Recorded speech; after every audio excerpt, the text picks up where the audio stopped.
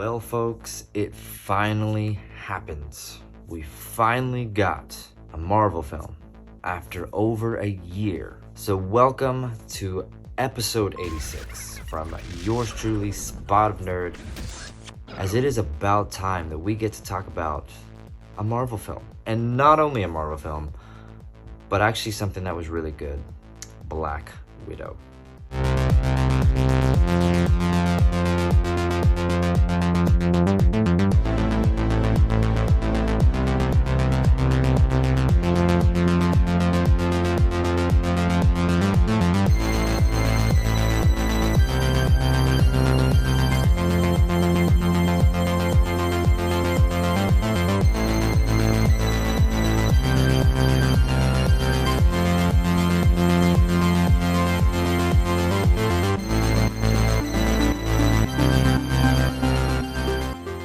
When I heard this movie was going to be made and when I heard this film came out, I wasn't excited. I'll be honest with you, because we had Endgame, Natasha gets killed off.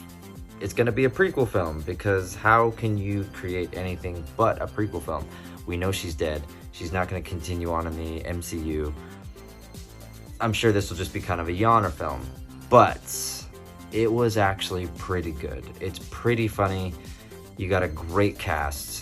The sister of course, Scarlett Johansson pretty much takes the cake in this film, and spoiler alert, will probably take the reins in the coming future, whether she's going to be picking up as the new Black Widow or, of course, being something to watch out for in the lead off into Hawkeye, the next Disney Plus series.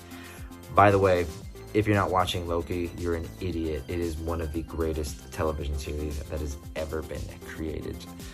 But Black Widow also stars our favorite officer from Stranger Things, Hopper, that's it. And again, just a great film. It takes place in between after Captain America Civil War and Endgame, and goes through the story of these Black Widows, how they come about, how they try to essentially free themselves from the mind control of the Red Room. And what is really good, again, is you have to give credit to Marvel. They are able to incorporate different storylines while in the same storyline of the MCU. And that's what I think is really great about this film, is you kind of wonder, like, okay, the world is ending, or the Avengers are done. How can we still have a story about the world ending, and yet it still makes sense in this world? And they do it. And this film doesn't necessarily need to be about the end of the world. It just needs to be based off this secret society of female assassins, and basically their freedom to breaking the chain, to being able to not have mind control over them, giving them free will again. It's pretty remarkable. It's pretty special. And it's a good send-off. Scarlett Johansson nailed it. And I think this was probably the best way to send the character off. Not only that, but also to give birth to what possibly will become the next generation. I would give this one, realistically, 3 cups of tea out of 4. It was a great film, but at the same time, I think my biggest gripe with it is it could have been much, much shorter. It is currently streaming on Disney Plus if you want to pay $30. But otherwise, check it out in theaters right now. Anyway, y'all, thank you so much for watching. If you would be ever so kind, I would love it if you'd hit that good old subscribe button right down below. Give me a like. Tell me what you thought in the comments. Have you seen it yet? Did you like it? Did you not like it? What was your favorite part?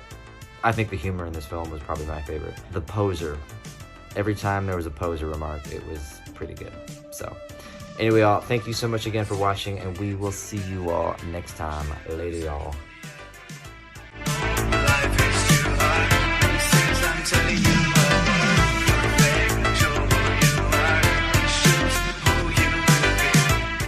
Why do you always do that thing? Do what? The thing you do when you're fighting. And